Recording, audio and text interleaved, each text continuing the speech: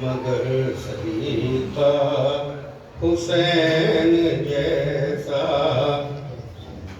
ہزار سجدے ہوئے زمین پر مگر سلیقہ حسین جیسا، ہزار سجدے ہوئے زمین پر مگر سلیقہ حسین جیسا، کبھی یہ ممکن نہ ہو سکے گا کہ لائے دنیا حسین جیسا، ہزار سجدے ہوئے زمین پر مگر سلیقہ حسین جیسا، کبھی یہ ممکن نہ ہو سکے گا کہ لائے دنیا حسین جیسا، ہزار سجدے ہوئے زمین پر مگر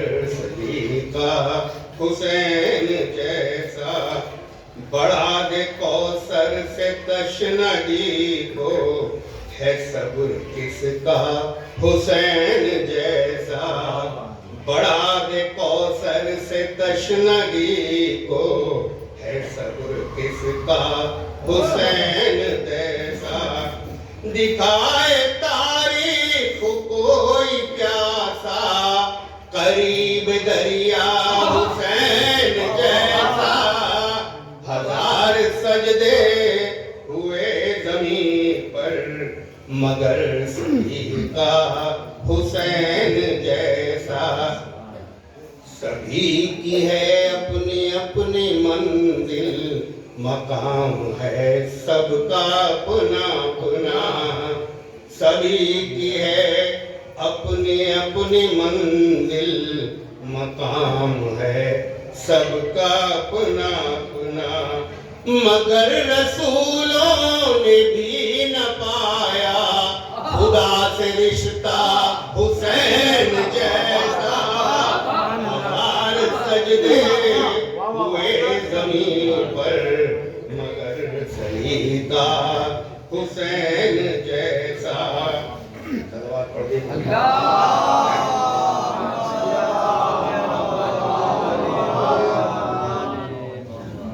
مگر مشیت نے کہہ دیا ہے یہ حرف آخر ہے بندگی کا، مگر مشیت نے کہہ دیا ہے یہ حرف آخر ہے بندگی کا، فرشتے کوشش یہ کر رہے تھے کہ کر لیں سجدہ حسین جیسا، ہزار سجدے ہوئے زمین پر مگر سلیقہ حسین جیسا، ہر آدمی فخر آدمیت جسے بھی دیکھو خدا کی آیت، ہر آدمی فخر آدمیت جسے بھی دیکھو خدا کی آیت، نہ کوئی کنبہ حسین جیسا، نہ ایک قبیلہ حسین جیسا، ہزار سجدے ہوئے زمین پر مگر سلیقہ حسین جیسا، صلوات پڑھ دیں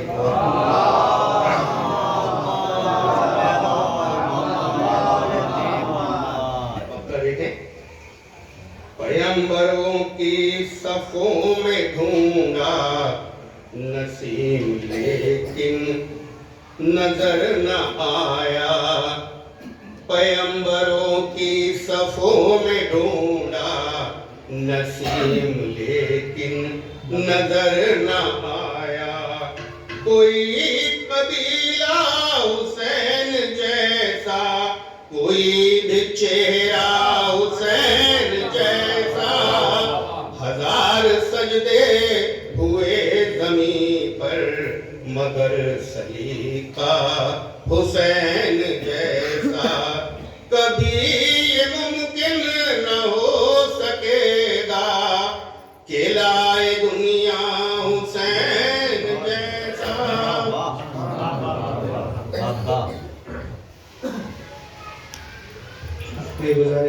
صاحب سے کہ وہ آئے اور سامنے کو حکم کریں.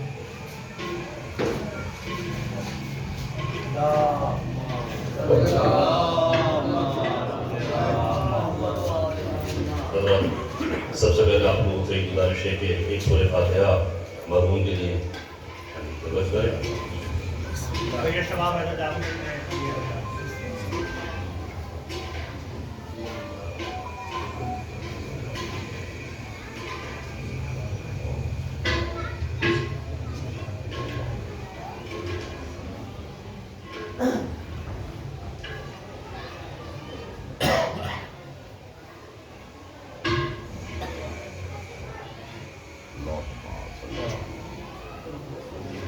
چار مصروں کے ساتھ اپنا آغاز کرتا ہوں، اردو سے اجازت چاہتا ہوں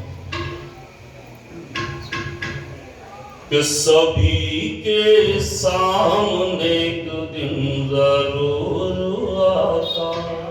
سنیے نا، سبھی کے سامنے ایک دن ضرور آتا ہے.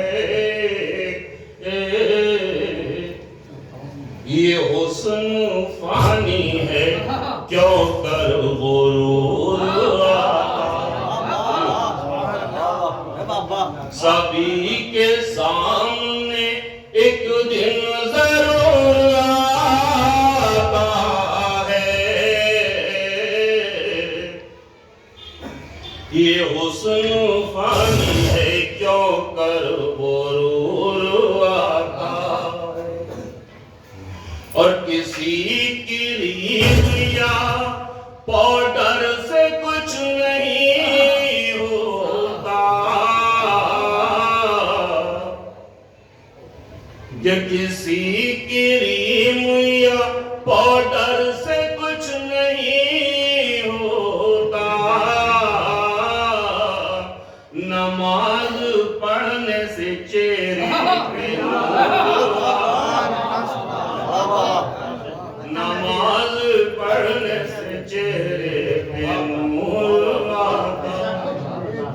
ایک آواز بلند صلوات پڑھیں.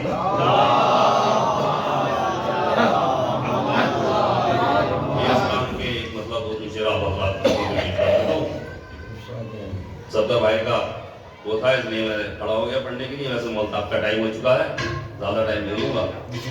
سنیے پیش کراؤ کہ جبھی تو تحفہ خاک شفا دیا جائے. سنیے حضور، جبھی کو تحفہ خاک شفا دیا جائے. چلو نماز کو زیور پہنا دیا جائے. چلو نماز کو زیور پہنا دیا جائے. کسی یتیم کو گھر آسرا دیا جائے. کسی یتیم کو گھر آسرا دیا جائے. علی کے باپ کی سنت بتا دیا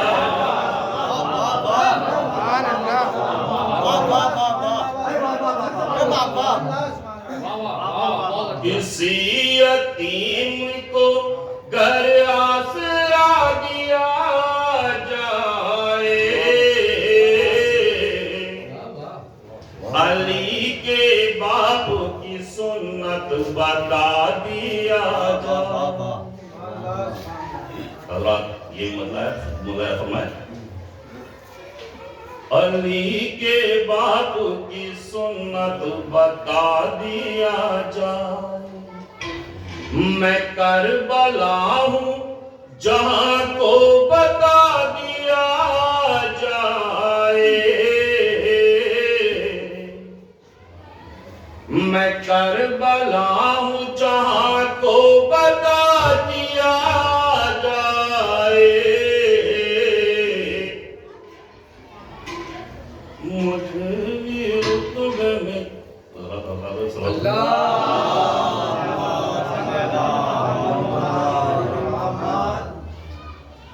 کربلا ہوں جہاں کو بتا دیا جائے، مجھے بھی رتبہ فرش عزا دیا جائے۔ اور حضرات لوگ کہتے ہیں کہ بھئی مولانا کے پاس جاؤ کچھ عمدہ تعویذ لے لو، سارا کام کر لو، کیا آپ سے ہوتا ہے؟ سنیے حضرات، شعر یاد نہیں آ رہا ہے حضرات۔ لہو ہے پاک بدن میں بتا دیا جائے، لہو ہے پاک بدن میں بتا دیا جائے، علی کے نام کا نعرہ لگا دیا جائے۔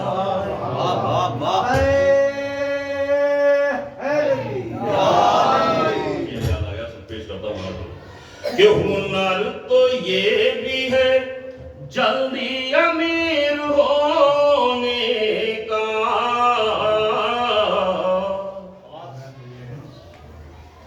یہ تعویذ سے کام نہیں چلے گا، واللہ کا ایک بات مجھے کچھ کہے کہ ہنر تو یہ بھی ہے جلدی امیر ہونے کا،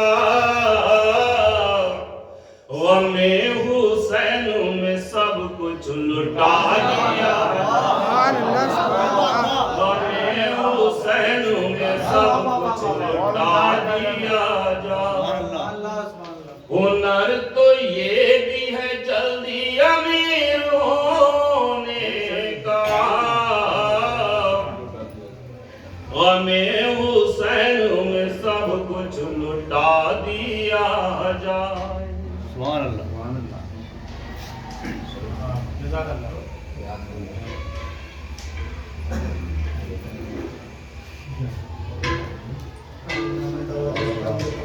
جس کو خطاب کرنے کے لیے میرے شفیق و محترم استاد عالی جناب حجت الاسلام سید محمد علی شاہی صاحب قبلہ کو کے وہاں اور اس مجلس کو خطاب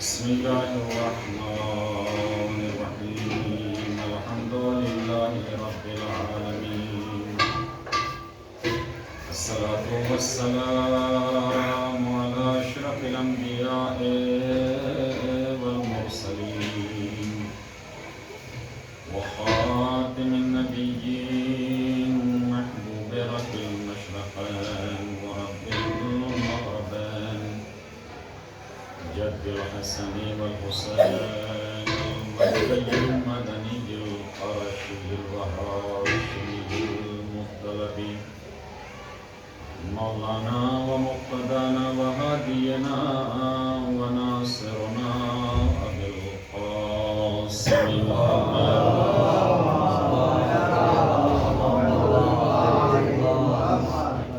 وعلى الطيبين الطاهرين المعصومين المسلومين المنتجبين المنتخبين ولعنة الله على أعدائهم أجمعين من يومنا هذا إلى قيام يوم الدين. أما بعد فقد قال الله تبارك وتعالى في كتابه الكريم بسم الله الرحمن الرحيم فمن كان يرجو لقاء ربه فليعمل عملا صالحا صلوات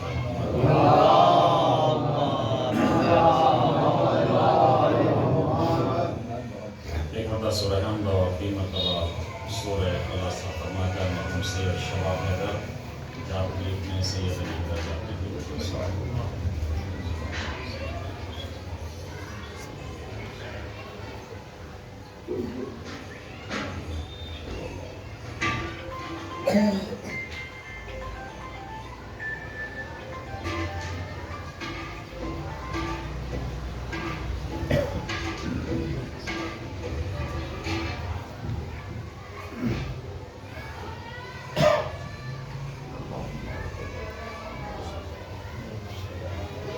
صلوات پڑھیں محمد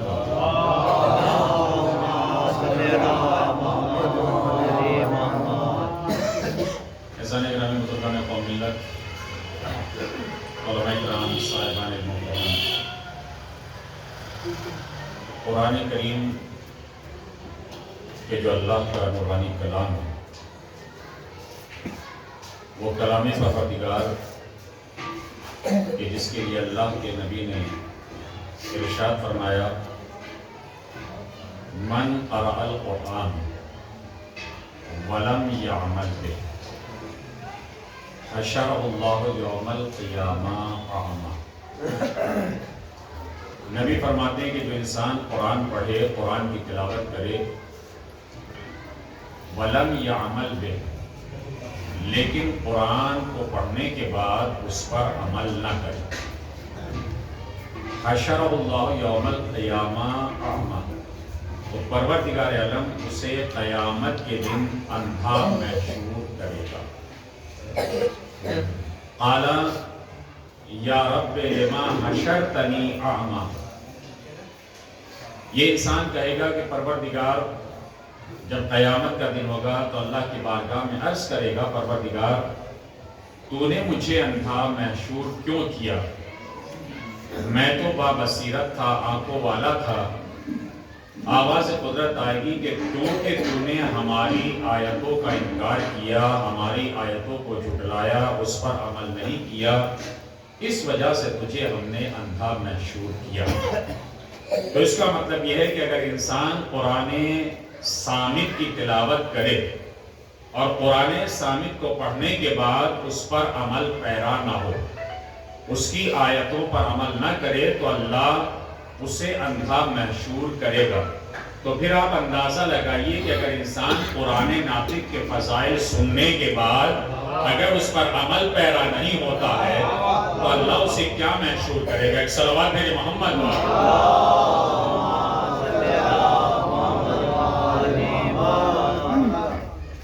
ایسا نہیں گرامی حقیقت ہے کہ قرآن کریم اللہ کا کلام ہے ہمارے لیے یہ نمونہ عمل ہے اور اسی لیے نبی فرماتے ہیں کہ من اراد ان یحیی حیاتی ویمیت موتتی ویسکن جنت الخلد التي وعدنی ربی فلیتولی علی ابن ابی طالب فانی احبہ.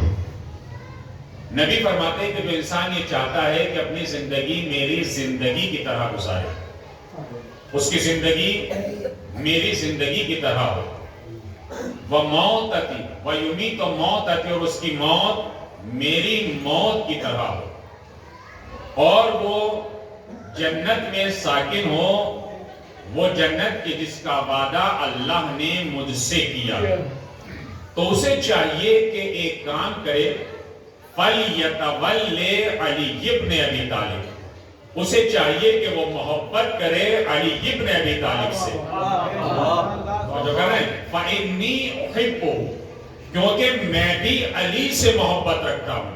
تو نبی نے ایک آسان طریقہ بتایا کہ اگر تمہاری زندگی تم یہ چاہتے ہو کہ تمہاری زندگی میری زندگی کی طرح ہو تمہاری موت میری طرح ہو اور تم جنت میں ساکن رہو کہ جس کا وعدہ اللہ نے مجھ سے کیا ہے تو ایک آسان طریقہ ہے علی سے محبت کرنا. اگر تم علی سے محبت کرو گے تو تمہاری زندگی بہترین زندگی ہوتی چلی جائے گی. ایک صلوات دے دیں محمد والا.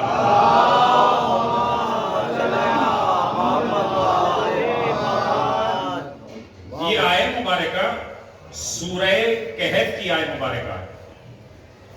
سورہ کہف کا آپ حضرات کو معلوم ہے کہ کہف سورہ کہف میں وہ تمام واقعات بیان کیے گئے ہیں کہ جہاں موت دینے کے بعد زندگی عطا کی گئی. اور اس آیت میں پروردگار کہتا ہے اپنے نبی سے قل انا بشر مثلکم یوحی الیہ. میرے نبی لوگوں سے کہہ دو کہ میں بھی تمہاری طرح ایک بشر ہوں. بڑی توجہ کیجیے گا, میں بھی تمہاری طرح بشر ہوں. یوحی الیہ, مگر یاد رکھو تمہاری طرح میں بشر تو ہوں, میں کھاتا بھی ہوں, میں پیتا بھی ہوں, میں نماز بھی پڑھتا ہوں, میں چلتا بھی ہوں, لیکن یاد رکھو تم میں اور مجھ میں ایک فرق ہے. یوحی الیہ, مجھ پر اللہ کی وحی نازل ہوتی ہے اور تم پر اللہ کی وحی نازل نہیں ہوتی. بس آیت کے کسی جملے سے آپ اندازہ لگا لیجئے, دنیا والے کے جو یہ کہتے ہیں کہ نبی ہم جیسے ہیں تو چلنے پھرنے میں تو تم جیسے ہو سکتے ہیں, مگر اللہ ان پر وحی نازل کرتا ہے, تم پر وحی نازل کرتا ہے. ایک صلوات دے محمد والا.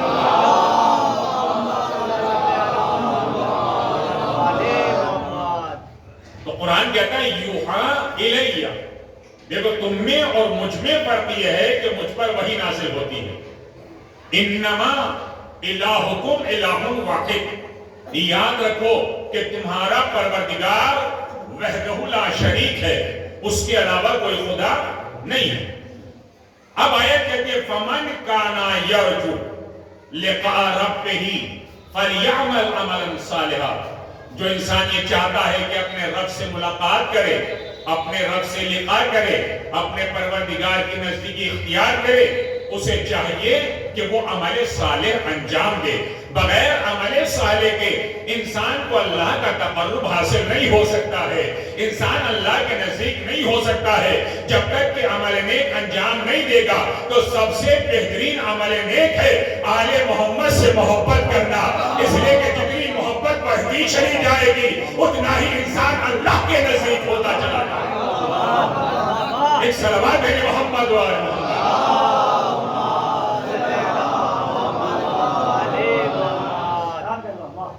فَلْيَعْمَلْ عَمَلًا صَالِحًا, اسے چاہیے کہ وہ عمل نیک انجام دے. وَلَا يُشْرِكْ بِعِبَادَةِ رَبِّهِ أَحَدًا. قرآن کہتا ہے خبردار اپنے رب کا کسی کو شریک قرار مت دینا. اس لیے کہ اگر تو نے اللہ کا کسی کو شریک قرار دیا تو تیرے سارے اعمال حق کر لیے جائیں گے, تیرے سارے اعمال باطل ہو جائیں گے.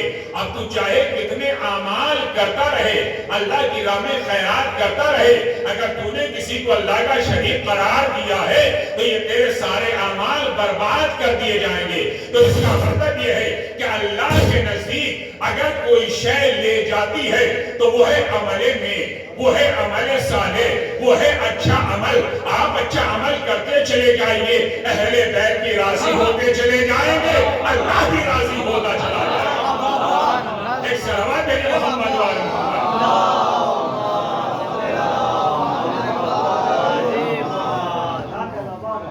جب پروردگار عالم نے اپنے نبی سے کہا کہ میرے نبی اگر انسان بہترین زندگی گزارنا چاہتا ہے, عیش و عشرت کی زندگی گزارنا چاہتا ہے, تو یہ چند کام کر لے تو اس کی زندگی بہترین زندگی ہو جائے گی.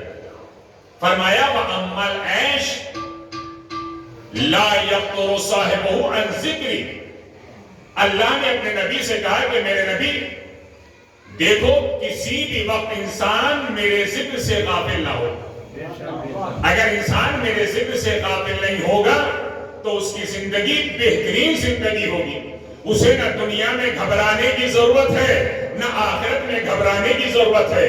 اس لیے کہ جب انسان اللہ کے ذکر میں مشغول رہے گا تو یہ خالی اللہ کے ذکر میں مشغول نہیں ہو رہا ہے بلکہ اہل بیت کے ذکر میں بھی مشغول ہے، اہل بیت کی مداحی کر رہا ہے، اہل بیت کی توصیف بیان کر رہا ہے، اہل بیت کی مدح سرائی کر رہا ہے، اس لیے کہ اللہ کی مدح سرائی کرنا یہ اہل بیت کے نزدیک لے جاتا ہے، اہل بیت کی توصیف کرنا یہ اللہ کے نزدیک لے جاتا ہے، اس لیے کہ نہ اللہ کا ذکر اہل بیت سے جدا ہے نہ اہل بیت کا ذکر اللہ سے جدا ہے۔ ایک صحابت ہے کہ محمد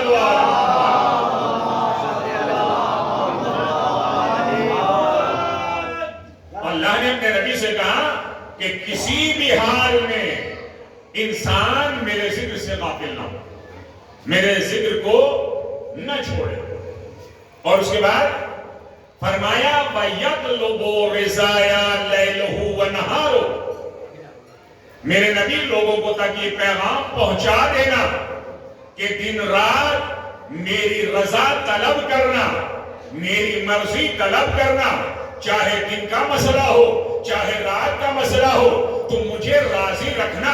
تو عزیزان گرامی، اب لوگ چاہے کتنا لکھتے رہے کتنا بولتے رہے رضی اللہ رضی اللہ رضی اللہ، بھائی توجہ کیجیے گا، مگر اللہ جب ہی راضی ہوگا کہ جب دن رات اس کی رضا کو طلب کیا جائے، اور اس کی رضا منہمک ہے زہرا کی رضا میں، اہل بیت کی رضا میں۔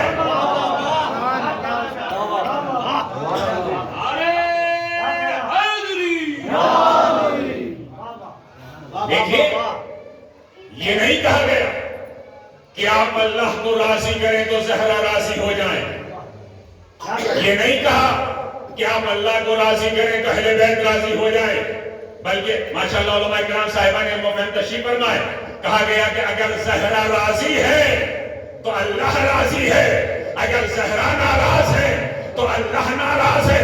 تو نبی نے ایسے نہیں فرمایا کہ اگر زہرا ناراض تو میں ناراض، اور اگر نبی ناراض ہو جائے تو اللہ بھی ناراض ہو جائے گا، اور اگر زہرا راضی ہے تو اللہ کا نبی راضی ہے، اللہ کا نبی راضی ہے، اللہ راضی ہے۔ بس عزیزان گرامی، اگر تم جنت کے طلبگار ہو تو زہرا کو راضی کر لو، اس لیے کہ زہرا کے دیکھے جوانان جنت کے سردار ہیں۔ ایک صلوات علی محمد وآلہ۔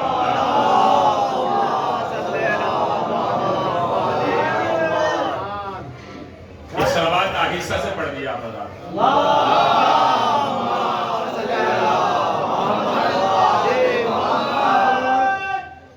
یطلب رضایا لیلہ ونہارہ، اللہ نے اپنے نبی سے کہا کہ اگر میری رضا طلب کرنی ہے تو دن رات میری رضا طلب کرو۔ اللہ کی رضا بری باتوں کو یا برے عمل کو انجام دینے سے حاصل نہیں ہو سکتی۔ اللہ کی رضا اگر حاصل ہوگی تو اچھے عمل سے حاصل ہوگی۔ اور ایسا نگرانی، اس کے بعد اللہ نے اپنے نبی سے کہا کہ دیکھو، اگر میری رضا کے طلبگار ہو تو خالی یہ مت سوچنا کہ ہم نے 5 وقت کی نمازیں پڑھ لی ہیں اس کے بعد تمام، اب اللہ راضی ہوگا یا نہیں راضی ہوگا۔ فرمایا وَلَا تَجْهَلُوا حَقِّي، دیکھو خبردار کبھی میرے حق سے جاہل مت ہونا کہ میرا حق کیا ہے، اللہ کا تم پر حق کیا ہے۔ توجہ کر رہے ہیں، اللہ کا تم پر حق کیا ہے؟ تو اس کا مطلب یہ ہے کہ ہم حق خدا کو بھی پہچانے، حق اہل بیت کو بھی پہچانے، حق الناس کو بھی پہچانے کہ لوگوں کا حق ہماری گردنوں پہ کیا ہے۔ یہ حق نہیں ہے کہ ہم لوگوں کا مال ہڑپ کر جائے اور اس کے بعد سوچیں کہ اللہ تو راضی ہو جائے۔ ایک صلوات ہے کہ محمد و آل محمد۔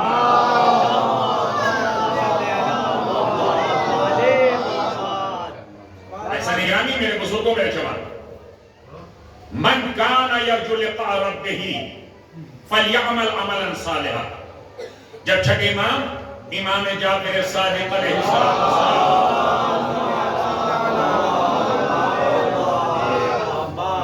حضرت جو ہے فضائل بیان کر رہے تھے، آپ نے فرمایا اگر انسان ایک مرتبہ سبحان اللہ کہتا ہے تو پروردگار عالم اس ایک سبحان اللہ کے بدلے جنت میں اس کے لیے ایک درخت اگا دیتا. تو اب آپ اندازہ لگائیے کہ انسان 5 مرتبہ جب تسبیح پڑھتا ہے تو 33 مرتبہ سبحان اللہ کی تلاوت کرتا ہے. تو اگر آپ پورے دن کا حساب لگائیں تو تقریباً 165 مرتبہ انسان سبحان اللہ کہتا ہے. تو جب ایک دن میں 165 مرتبہ سبحان اللہ کہتا ہے تو اب آپ لے جائیے پورے مہینے کے لیے. تو پورے مہینے میں انسان کے کتنے درخت ہو جائیں گے؟ انسان کی عمر 70 سال یا 50 سال یا 80 سال. تو 80 سال کی عمر میں سے 10 سال نکال دیجیے. 70 سال کی عمر میں جو اس نے سبحان اللہ کہا ہے تو پھر تو لاکھوں کروڑوں درخت جو ہے اس کے لگ جائیں گے.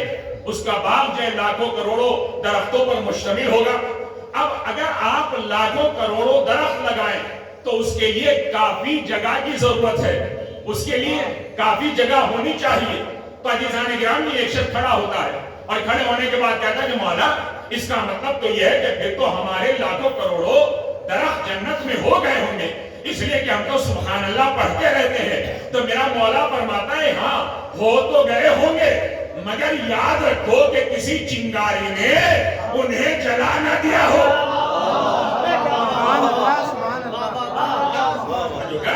یعنی ہم نے عمل نیک تو کیا کہیں ایسا نہ ہو کہ کسی ایک چھوٹے سے گناہ نے ہمارے اس باغ کو جلا دیا ہو. تو مولا فرماتے ہیں یاد رکھو عمل نیک کرنے کے ساتھ ساتھ وہ تمہارا عمل باقی رہنا چاہیے. اس لیے کہ جتنا بڑھتا چلا جائے گا اتنا تمہارا عمل زیادہ ہوتا چلا جائے گا. ایک صلوات دیں محمد.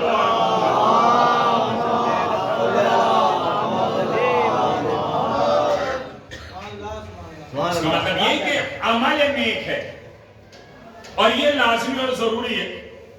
اگر آپ ایک اچھا عمل کرنے لگیں تو آپ کے 10 مخالف فوراً کھڑے ہو جائیں گے. بھئی ابھی آپ ایک کام کرانا شروع کر دیجئے 10 مخالف جو کھڑے ہو جائیں گے یہ ایسا نہیں ہونا چاہیے تھا, یہ ایسا ہونا چاہیے تھا, یہ اس طریقے سے نہیں ہونا چاہیے. یہ تو لازمہ ہے. اسی لیے مولا کائنات نے نہج البلاغہ میں فرمایا کہ اگر تم کسی نیک عمل کی بنیاد ڈال رہے ہو تو یہ مت سوچو کہ کون تمہاری مخالفت کر رہا ہے. تم عمل کرتے چلے جاؤ. اس کو ظاہر کرنا یہ اللہ کا کام ہے, تمہارا کام نہیں. ایک صلوات ہے محمد والے.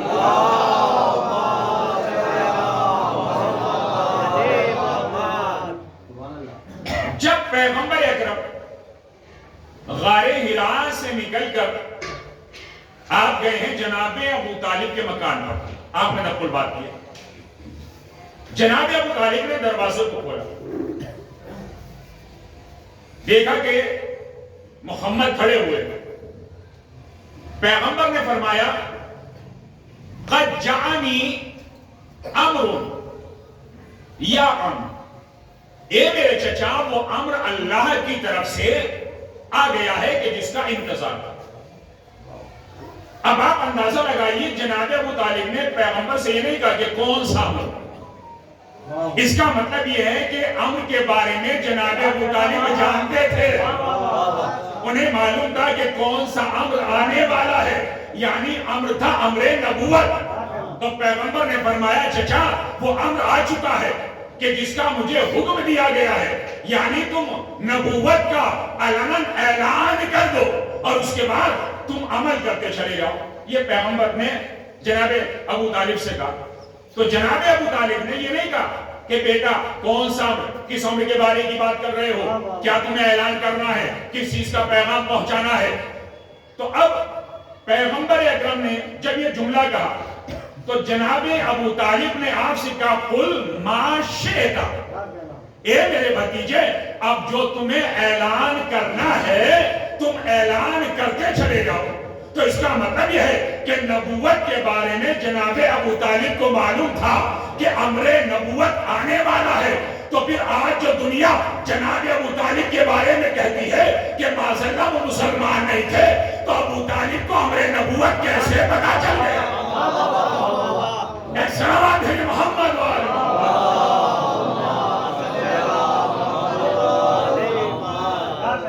اب جب پیغمبر نے اعلان نبوت کیا، بتوں کو برا بھلا کہنا شروع کیا، اب ظاہر سی بات ہے کون کب تک سنتا؟ آئے بتوں کے چاہنے والے، اپنے خداؤں کے چاہنے والے جناب ابو طالب کے دروازے پر۔ انہوں نے آپس میں طے کیا کہ ہم ایسے وقت جناب ابو طالب کے پاس جائیں گے کہ جب محمد بھی موجود ہو۔ یہ لوگ آئے، جناب ابو طالب نے دروازہ کھولا، یہ داخل ہوئے، کہا ابو طالب ہم تمہارے پاس ایک پیغام لے کر آئے۔ کہا کیسا پیغام؟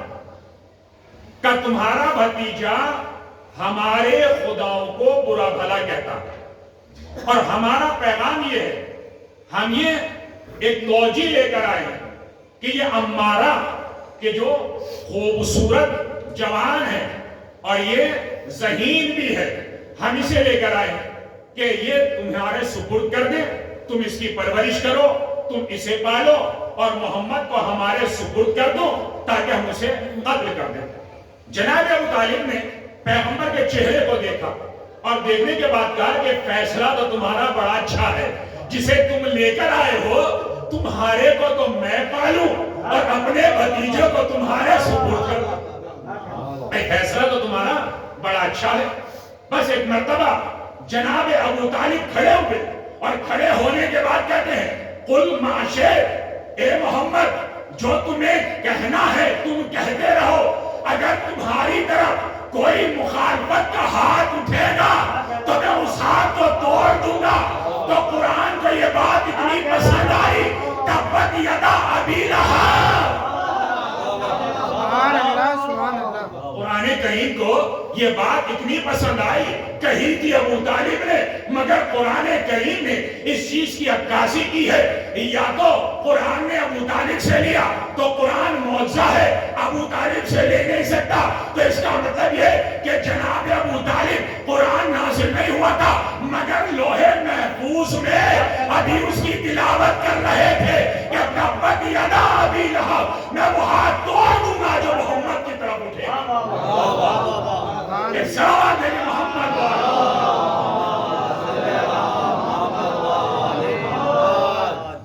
ایسا نگرانی، جناب ابو طالب ہمیشہ پیغمبر کے محافظ بنے رہے اور اپنی اولاد کو پیغمبر کی جگہ پر سلاتے رہے۔ مولا کائنات پیغمبر کی جگہ سوتے، پہلے سے ہی آپ کو عادت پڑی ہوئی۔ کیوں؟ کیونکہ جناب ابو طالب کا نظریہ تھا کہ خدا نہ خواستہ حملہ ہوا تو پیغمبر بچ جائے اور میرا بیٹا قتل ہو جائے۔ مگر عزیزان گرامی یاد رکھیے، جناب ابو طالب نے اتنی بڑی قربانی دی ہے اسلام کے لیے کہ حفاظت کی رسول کی اور حفاظت کی امامت کی، تو اس کا مطلب یہ ہے کہ نبوت کے محافظ ہے جناب ابو طالب، امامت کے محافظ ہے جناب ابو طالب، مگر ان سب سے بڑھ کر اگر حفاظت کی ہے تو جناب زہرا نے نبوت کو بھی بچایا ہے، امامت کو بھی بچایا ہے۔ ایک صلوات ہے محمد والے۔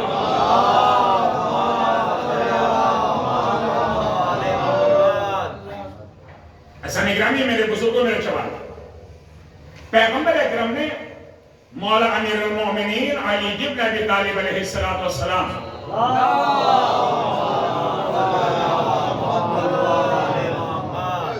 حضرت ارشاد فرمایا، یا علی اذا رأیت الناس یشتغلون بالفضائل فاشتغل انت باتمام الفرائض۔ نبی فرماتے ہیں یا علی، جب دنیا کے لوگ اپنی بڑائیاں کرنے میں مشغول ہوں، اپنی ڈینگیں مار رہے ہوں، فاشتغل انت باتمام الفرائض، تو تمہارا فریضہ یہ ہے کہ تم اتمام فرائض میں مشغول ہو جانا۔ تو آپ انصاف سے بتائیے کیا مولائے کائنات نے کبھی فرائض کو چھوڑا؟ کیا فرائض کو ترک کیا ہے؟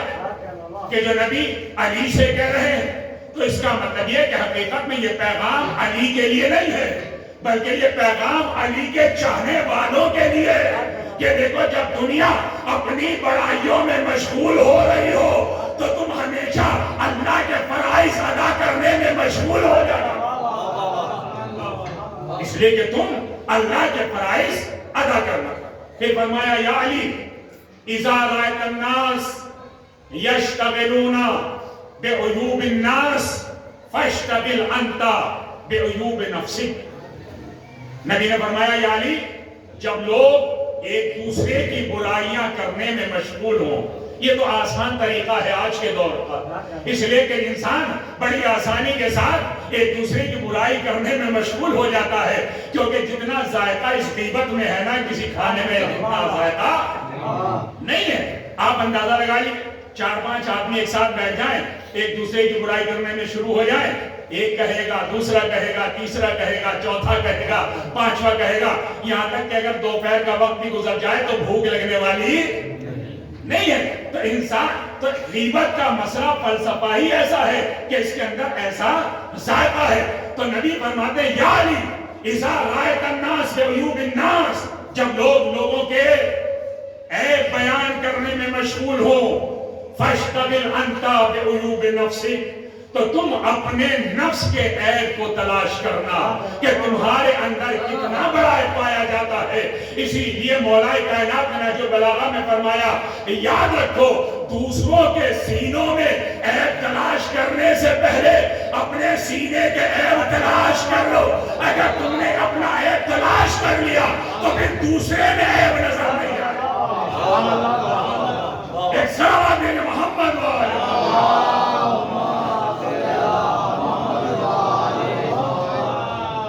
بھئی آئے تو ہم بڑی اطمینان کے ساتھ کہتے ہیں نا، بڑی آسانی کے ساتھ، بھئی آپ بڑے مومن ہیں، آپ بڑے متقی ہیں، آپ بڑے پرہیزگار ہیں، لیکن آپ انصاف سے بتائیے کیا کسی کے مومن کہنے سے کوئی مومن بن جائے گا؟ اگر کسی کے کہنے سے کوئی مومن بن جاتا تو کائنات میں منافق نہ پائے جاتا، جو کہہ رہے ہیں سب کے سب مومن پائے جاتے۔ اس کا مطلب یہ ہے کہ مومن بننا اتنا آسان نہیں ہے۔ اس لیے معصوم نے فرمایا کہ دیکھو اگر کسی کو پرکھنا چاہتے ہو تو یہ مت دیکھو یہ کتنے سجدے کرتا ہے، یہ رکوع میں جاتا ہے، سجدے میں جاتا ہے تو گریہ کرتا ہے، اس کے ہاتھ سے تسبیح نہیں چھوٹتی ہے۔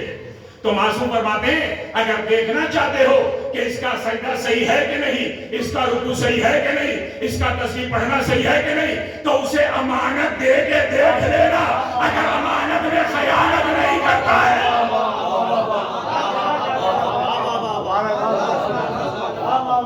اگر امانت میں خیانت نہیں کی تو سمجھیے اس کا سجدہ بھی صحیح ہے، اس کا رکوع بھی صحیح ہے، اس کا تسبیح پڑھنا بھی صحیح ہے، لیکن اگر امانت میں خیانت کر جائے تو یہ سجدہ بھی دکھانے کا ہے، یہ رکوع بھی دکھانے کا ہے۔ ایک صلوات دیں محمد وعلی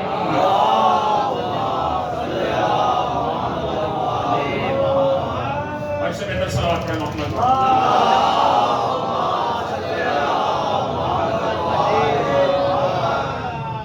اس کے بعد نبی نے فرمایا یا علی اذا رأیت الناس بکثرت العمل فاشتغل انت بصفوۃ العمل۔ نبی فرماتے ہیں یا علی جب تم یہ دیکھو کہ لوگ کثرت کے ساتھ عمل کر رہے ہیں، زیادہ عمل کر رہے ہیں، 51 کے بجائے 1 سے 1 رکعت نماز پڑھ رہے ہیں، توجہ کر رہے ہیں، ایک روزے کے بدلے دن میں کئی روزے رکھ رہے ہیں، کثرت عمل۔ تو اس کا مطلب یہ ہے کہ میلاد کثرت عمل نہیں ہے، میلاد جو ہے وہ کثرت عمل نہیں ہے کہ فلاں آدمی زیادہ عمل کر رہا ہے لہذا وہ جنتی ہے، وہ تو ہٹائے نہیں ہٹتا ہے نماز پڑھنے سے، قرآن پڑھنے سے۔ عزیزان گرامی کثرت عمل میلاد نہیں ہے۔ اگر کثرت عمل میلاد ہوتا تو کربلا میں مقابل میں زیادہ تھے، کثرت کے ساتھ تھے، مگر ادھر صفوت عمل کا مسئلہ ہے کہ عمل کرتے چلے جاؤ مگر صحیح عمل کیا ہے۔ بھیجے محمد والے.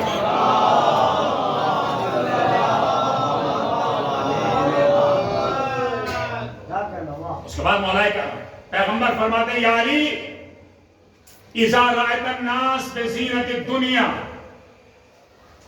فاشتغل انت بزینت الآخرہ. یا علی جب لوگ زینت دنیا میں مشغول ہو جائیں, فقط دنیا کی طرف دوڑ رہے ہیں, تو دنیا تو کسی کی نہیں ہوئی. اور جو کہہ رہے ہیں انسان جتنا دنیا کی طرف دوڑتا ہے دنیا اتنی اس سے بھاگتی ہے, اور جتنا انسان آخرت کی طرف بھاگتا ہے دوڑتا ہے اتنا ہی دنیا اس کے قریب ہوتی چلی جاتی ہے. تو نبی نے فرمایا یا علی جو زینت دنیا میں مشغول ہو جائے فاشتغل انت بزینت الآخرہ, بس تمہیں چاہیے کہ تم آخرت کی زینت میں مشغول ہو جاؤ. تو آخرت کی زینت ہے کیا؟ بہترین عمل. آخرت کی زینت ہے نیک عمل. آخرت کی زینت ہے اچھے عمل. اچھا کردار بناتے چلے جاؤ, مرنے کے بعد بھی لوگ تمہیں یاد کریں گے. اگر برا کردار ہے تو مرنے کے بعد لوگ یہی کہیں گے بڑا اچھا ہوا فلاں مر گیا. ایک صحابہ میرے محمد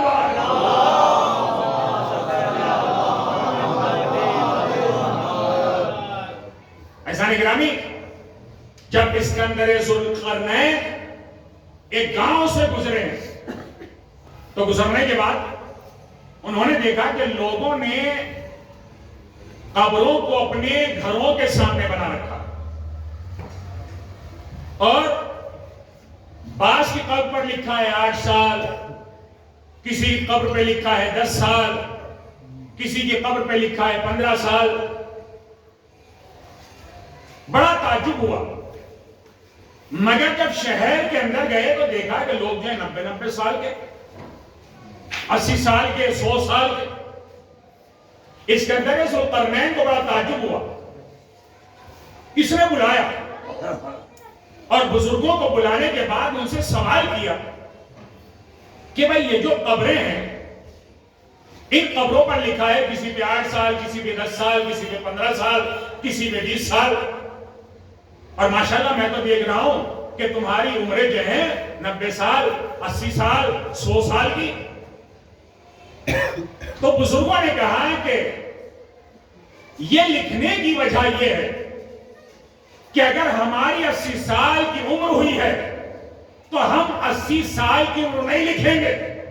80 سال کی عمر میں یہ دیکھیں گے کہ کتنے سال اللہ کی عبادت میں ہم نے سال گزارے ہیں. ہم نے اللہ کی اطاعت میں کتنے سال گزارے ہیں, تو جتنے سال ہم نے اچھے عمل کیے ہیں ہم انہی سالوں کو شمار کرتے ہیں, باقی سال شمار نہیں کرتے. بس عزیزان گرامی, جتنی عمر اللہ کی اطاعت میں گزر جائے حقیقت میں وہی اصلی عمر ہوا کرتی ہے. ایک صحابہ میں محمد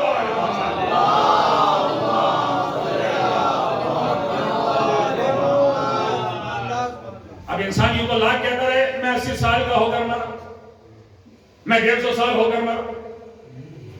ایسا نہیں گرامی, مولا امیر المؤمنین علی ابن ابی طالب علیہ السلام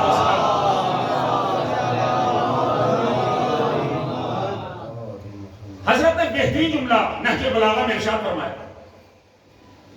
فرماتے ہیں کہ انسان کا وقت جب قریب آتا ہے مرنے کا تو انسان یہ سوچتا ہے کہ میری اولاد, میرے عزیز, میرے رشتہ دار میرے لیے عمل خیر کریں گے, میں چھوڑ جاتا ہوں. مولا کائنات فرماتے ہیں کہ اس سے بدنصیب کوئی انسان نہیں. یہ جانے سے پہلے اپنے لیے عمل نیک کیوں نہیں کرتا؟ اور جو کہہ رہے ہیں جو دوسروں پہ بھروسہ کر کے یہ چھوڑ کے جا رہا ہے کہ جانے کے بعد میرا نام ہوگا, فلاں صاحب نے 50 بیگھے زمین چھوڑی, فلاں صاحب نے 1 کروڑ چھوڑا, تو یہ اپنے جانے سے پہلے بھیجتا کیوں نہیں ہے؟ اس لیے کہ جو بھیج دے گا اس کا مالک یہ ہے, اور جو چھوڑ جائے گا اس کا مالک کوئی اور ہے. ایسا نہیں کہنا کہ خوش نصیب ہے وہ بابا کہ جو مرنے کے بعد نیک اولاد چھوڑ جائے. اس لیے کہ اگر نیک اولاد کو یہ توفیق ہو جاتی ہے تو وہ 5 وقت نماز میں ہاتھوں کو اٹھا کر کہتا ہے ربنا اغفر لی ولوالدی، اے پروردگار میرے والدین کے گناہ کو بخش دے، رب ارحمہما کما ربیانی صغیرا، اے پروردگار میرے ماں باپ پر رحم نازل کر جس طریقے سے انہوں نے بچپنے میں مجھ پر رحم کیا۔ یہ انسان کب کرے گا؟ جب اولاد نیک ہوگی، جب اولاد صالح ہوگی، جب اولاد عمل نیک کرے گی، اس وقت اپنے والدین کے لیے دعا کرے گی۔ لیکن عزیزان گرامی، اگر انسان اس دنیا سے چلا جاتا ہے اور اپنے پیچھے مال چھوڑ جاتا ہے، اگر اولاد کو توفیق ہوئی تو مرنے والے کے لیے عمل نیک کر دے گی، اگر توفیق نہیں ہوئی تو سب کا سب مال ہڑپ کر دیا جائے گا۔ اب اسی لیے مولا نے فرمایا یہ جو انسان مال چھوڑ کے جا رہا ہے یا دنیا میں کنجوسی کر رہا ہے، ہم نے اسے سب کچھ عطا کیا، اللہ نے اسے سب کچھ دیا، تو مولا فرماتے ہیں یہ مت سوچ کہ قیامت میں اس کا حساب غریبوں والا ہوگا، اسے مالدار کی صف میں کھڑا کیا جائے گا، اسے مالدار کی صف میں کھڑا کیا جائے گا اور مالدار والا حساب و کتاب ہوگا۔ تو اس کا مطلب یہ کہ جو انسان چھوڑ جائے گا وہ اس کی ملکیت نہیں ہے، جو اپنے جانے سے پہلے بھیج دے گا وہ اس کی ملکیت ہے۔ ایک صلوات دے محمد وآل محمد۔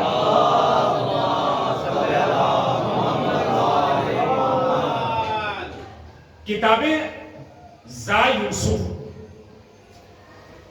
تحریر ہے کہ ایک گاؤں کا دستور تھا کہ جو بھی مسافر آتا، دیکھیں توجہ آپ کے ہاتھ، نتیجہ آپ کے پاس ہے۔ گاؤں کا دستور تھا کہ جو کوئی مسافر آتا وہ 1 سال کے لیے اسے بادشاہ بنا دے۔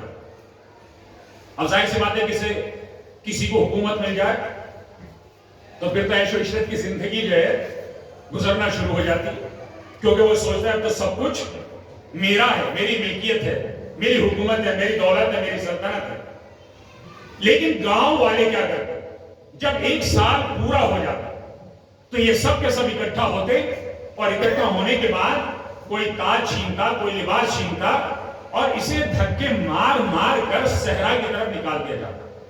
نتیجہ کیا ہوتا ہے؟ جب انسان صحرا میں جاتا ہے تو نہ وہاں پانی ہے نہ کھانے کا کچھ سامان ہے، نتیجہ یہ ہوتا ہے کہ یہ بھوک سے ہلاک ہو جاتا ہے۔ گاؤں والوں کا یہ دستور تھا۔ ایک بار ایک ضعیف آیا، عمر رسیدہ، انہوں نے اسے اپنا بادشاہ بنایا۔ اس نے سوچا، یہ کچھ ہوش مند تھا، عقل رکھنے والا، اس نے سوچا کہ آخر وجہ کیا ہے؟ کیا اس گاؤں میں کوئی لائق نہیں ہے کہ جسے یہ اپنا بادشاہ بنائے؟ انہوں نے مجھے بادشاہ کیوں بنایا ہے؟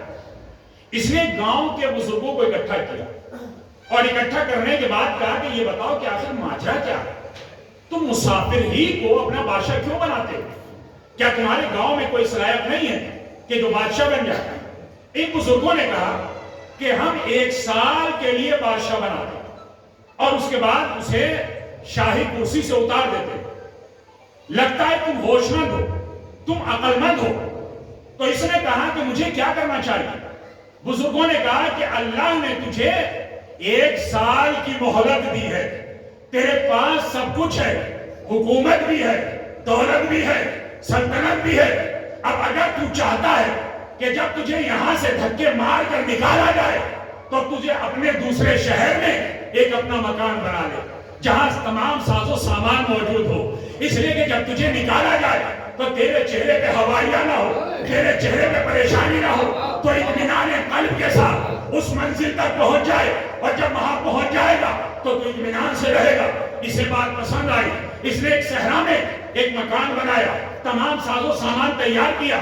جب 1 سال پورا ہو گیا، گاؤں کے لوگ اکٹھا ہوئے، کسی نے تاج چھینا، کسی نے لباس چھینا، اسے دھکے مار کر نکال دیا گیا، مگر اس کے چہرے پہ پریشانی نہیں ہے، اس کے چہرے پہ ہوائیاں نہیں ہے، اس کے چہرے پہ اطمینان ہے۔ یہ اطمینان کے ساتھ جا رہا ہے کیونکہ اسے معلوم ہے جب میں اس جگہ جاؤں گا میرے پاس کھانے کا بھی سامان ہے، میرے پاس رہنے کا بھی سامان ہے، میرے پاس استعمال کا بھی سامان ہے۔ یہ بڑے اطمینان کے ساتھ جا رہا ہے، چہرے پہ ہوائیاں نہیں ہے۔ بس یہی فلسفہ ہے دنیا اور آخرت کا۔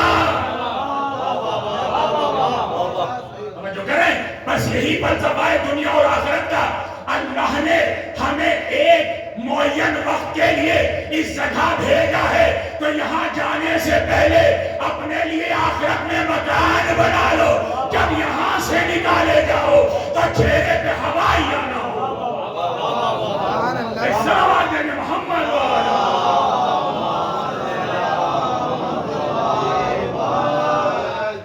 اور اس سے بہتر صلوات پڑھیں محمد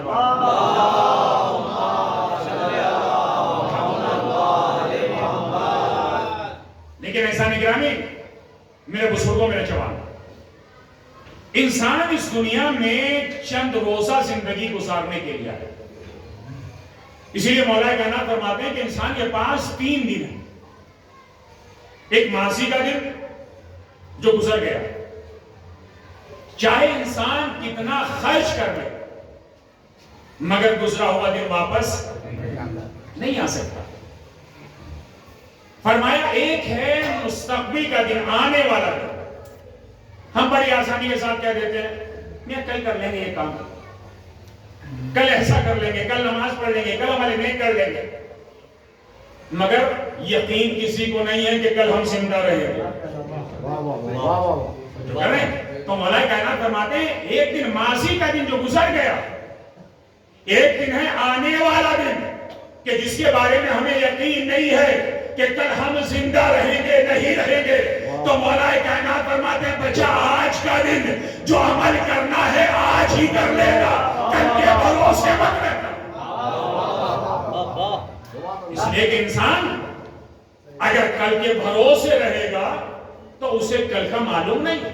اور آل محمد نے یہی زندگی کا طریقہ بتایا ہے کہ دیکھو اگر تم ہمارے چاہنے والے ہو، اگر تم ہم سے محبت کرنے والے ہو، کیوں کہا نبی نے کہ من مات علی حب آل محمد مات شہیدا، جو آل محمد کی محبت میں مر جائے وہ شہید کہلاتا ہے، اس دنیا سے شہید جاتا ہے.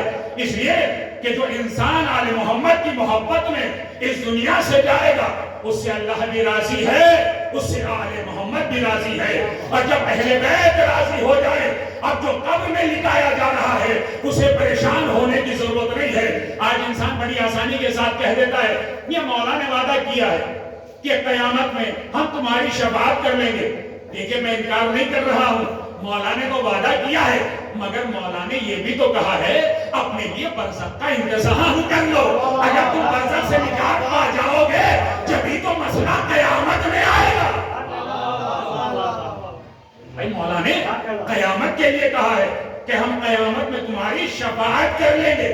تو اگر انسان برزخ میں ہی اٹکا پڑا ہے تو شفاعت کا مسئلہ کہاں رہ گیا. لیکن انسان گرامی یاد رکھیے جو انسان آل محمد کی محبت میں مر جاتا ہے وہ مرنے کے بعد بھی زندہ رہتا ہے، اس کا کردار اسے زندہ رکھتا ہے.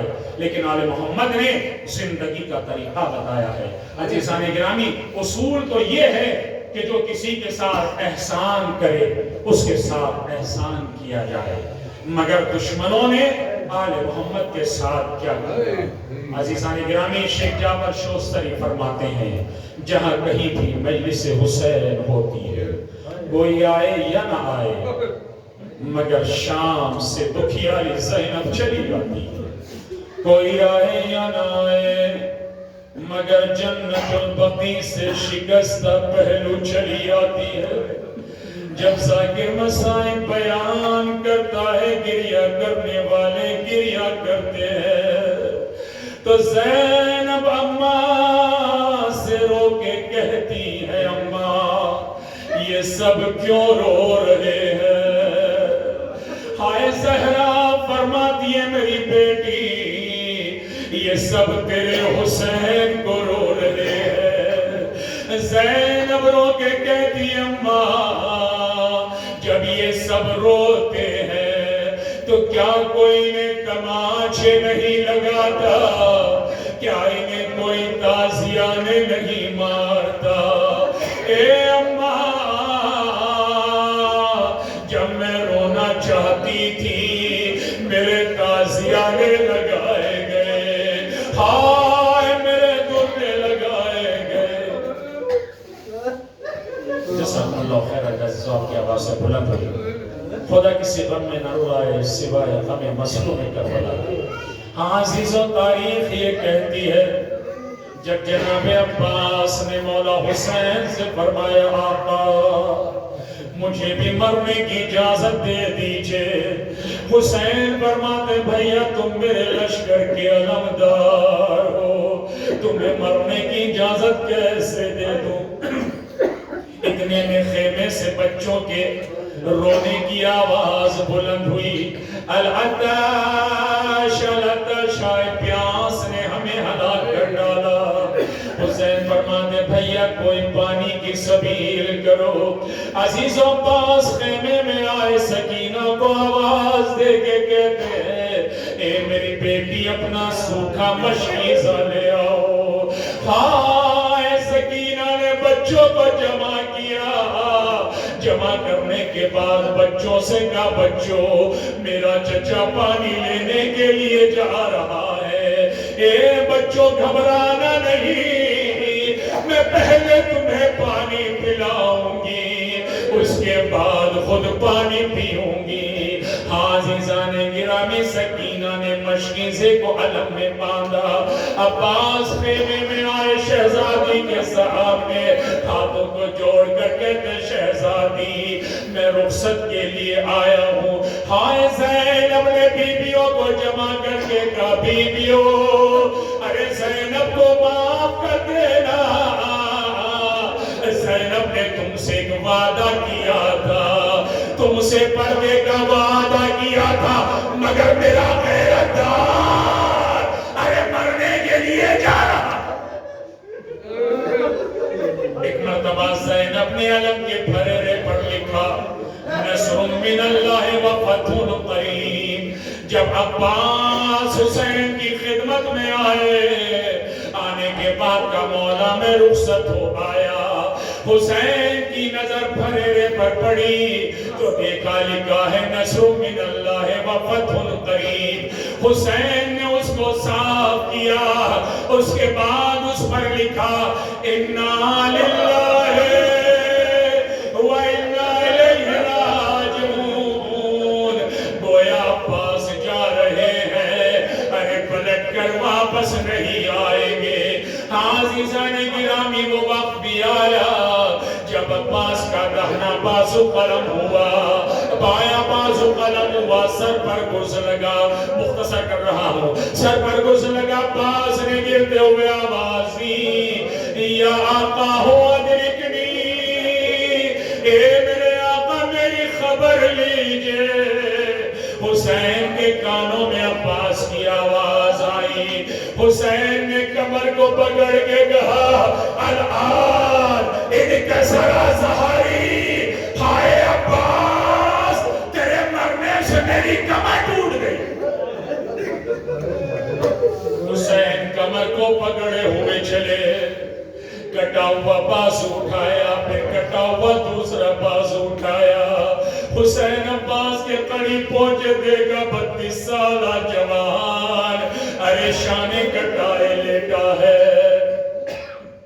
ایک مرتبہ حسین بیٹھ گئے، فرماتے ہیں عباس کوئی وصیت ہو تو بیان کرو۔ عباس کہتے ہیں آقا میری ایک آنکھ میں خون جمع ہے، ایک میں تیر لگا ہے۔ میری اماں نے مجھ سے کہا تھا جب میں پیدا ہوا تھا تو میں نے آپ کے چہرے انور کی زیارت کی تھی، آقا چاہتا ہوں کہ آخری بار بھی آپ کی زیارت کر لوں۔ حسین نے خون صاف کرنے لگے۔ حسین عباس کہتے ہیں آقا میں آپ کو اتنی بھی زحمت نہ دیتا اگر میرے دونوں بازو سلامت ہوتے۔ عباس نے آخری دیدار کیا۔ حسین فرماتے ہیں بھیا میری بھی خواہش ہے، ایک بار مجھے بھائی کہہ دو۔ عباس کہتے ہیں آقا اماں نے منع کیا ہے۔ عزیزان گرامی عباس کا یہ کہنا تھا۔ ایک مرتبہ ایک تیز ہوا چلی، ایک بلقع پوش معظمہ تشریف لائی، عباس کے سر کو زانوں پہ رکھا، ارے کڑک کی آواز دی میرے لال، اے عباس ارے مجھے اماں کہہ دو، اپنے آقا کو بھائی کہہ دو۔ جزاکم اللہ خیر الجزا، خدا کوئی غم نہ دیں سوائے غم مظلوم کربلا. بس 2-3 منٹ کے مسائل ہو. عزیز و تاریخ یہ کہتی ہے جب جناب زینب زندان شام سے چھوٹ کر کربلا آئی تو زینب نے سید سجاد سے کہا میرے لال میرے غیرتدار کی قبر کہاں ہے؟ امام سجاد نے پھوپھی اماں کا ہاتھ پکڑا نہر فرات کے کنارے لے کر آئے. آنے کے بعد بس آخر جملات ہے آنے کے بعد ایک چھوٹی سی قبر کی طرف اشارہ کیا. اے پھوپھی اماں یہی آپ کے غیرتدار کی قبر ہے. ہائے زینب نے کبھی قبر کو دیکھا کبھی سجاد کو دیکھا کبھی قبر کو دیکھا کبھی سجاد کو دیکھا. ایک مرتبہ زینب تڑپ کے کہتی ہے میرے لال میں تجھ سے عباس کی قبر پوچھ رہی ہوں. بس سید سجاد رو کے کہتے ہیں اے پھوپھی اماں یہی میرے چچا کی قبر ہے. بس زینب نے کہا میرے لال میرا عباس تو اتنا قد بلند تھا کہ جب گھوڑے پر بیٹھتا تھا تو پیر خطے دے جاتے تھے.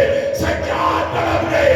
اے پھوپھی اماں ارے شہادت کے بعد جب گھوڑے دوڑائے گئے چچا کا لاش ارے ٹکڑوں میں تقسیم ہو گیا. بس زینب قبر سے لپٹ گئی. اے میرے غیرتدار یہ زینب